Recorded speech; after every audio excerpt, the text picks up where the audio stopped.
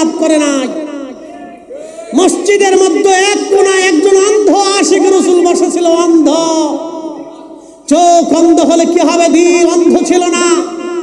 এই জন্য আমার রব চেহারা দেখে ফয়সালা করবে না, চক্ষুওয়ালা দেখে ফয়সালা করবে না, মেধা দেখে ফয়সালা করবে না, সরকারি চাকরিজীবী দেখে ফয়সালা করবে না, অর্থবিত্ত দেখে ফয়সালা করবে না, চেহারা দেখে ফয়সালা করবে না, সম্ভ্রান্ত দেখে ফয়সালা করবে না, বংশ দেখে ফয়সালা করবে না, দুনিয়াদারিত্ব কিছু দেখে ফয়সালা করবে না।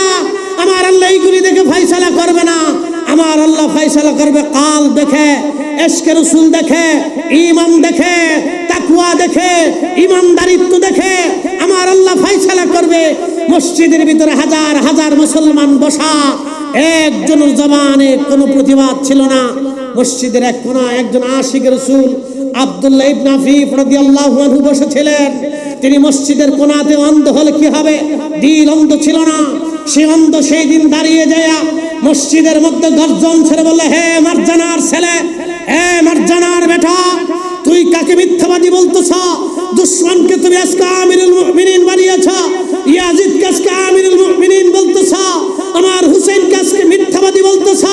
আমি আব্দুল্লাহর চোখ যদি ভালো থাকতো, আল্লাহর কসম করে বলি এই মসজিদের মধ্যে থেকে হত্যা করতাম, তোকে কতল করতাম, প্রতিশোধ দিতাম।